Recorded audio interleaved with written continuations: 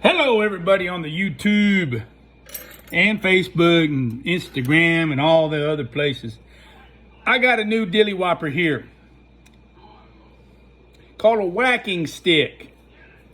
Been looking and looking and looking for one of these, and I think I'm gonna start getting my brother-in-law to make some for us. He's a woodworker. He can do all this turning that and everything like that. It does take some getting used to, but the results I found, especially on beveling, are so much better because it's not as choppy. Of course, my hand's gonna be in the way. There we go. I'm gonna put that little thing right there. I'm trying to get this. Now remember, I'm not a very good cameraman. Now a lot of guys will put their elbow on the table as well and do that, but I don't have that luxury right this minute.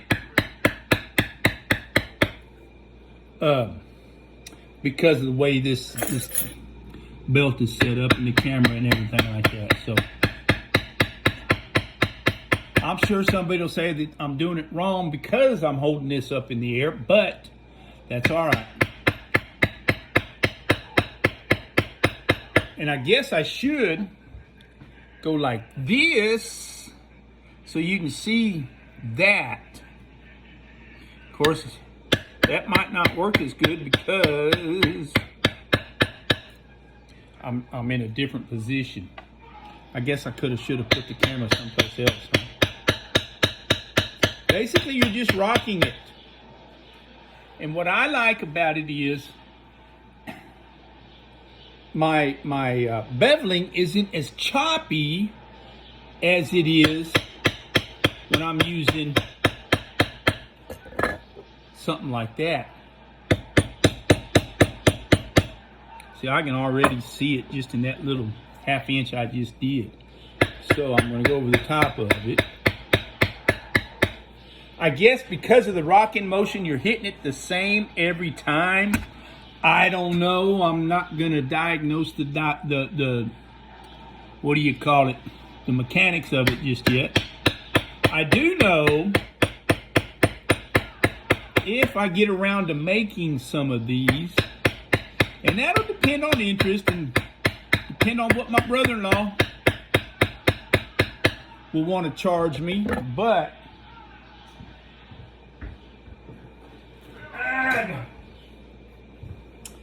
I'm going to end up putting these on it instead of the rawhide.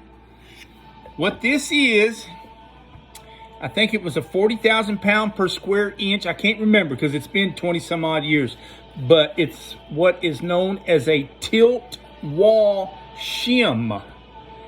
I'm sure some of y'all know what I'm talking about. The others that don't, look it up, Google it. But I used to put these in a bull riding vest I made many 25, 30 odd years ago.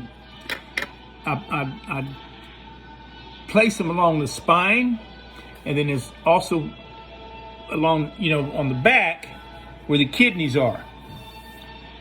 And I think that'd be real good to have on here if I can still find those.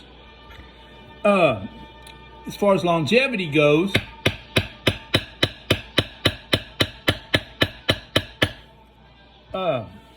as opposed to the rawhide. You can see already where that rawhide is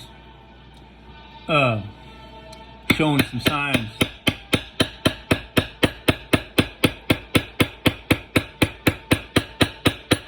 Now, of course, I'm using a checkered beveler. If I wasn't using a checkered beveler, well, I'd just go ahead and get like a push beveler to do this with, to speed things up. But there's a few spots on here I'm wanting to have the checkering show up when I throw some antique to it.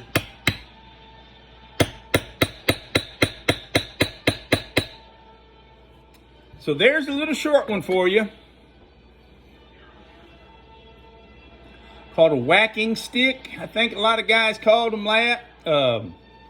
Stamping stick. I don't know what to call it, the official name is, but I like it. It's even if you got your hand, you know, your elbow down there like that, like you're supposed to. It's pretty handy. Of course, I'm not hitting that because I don't want to mess up my Barry King Beveler, but once you kind of get the hang of it, it's kind of easy. It very little work. Toodaloo, buckaroos. Come see me at davidmillssaddlery.com. Thanks for watching.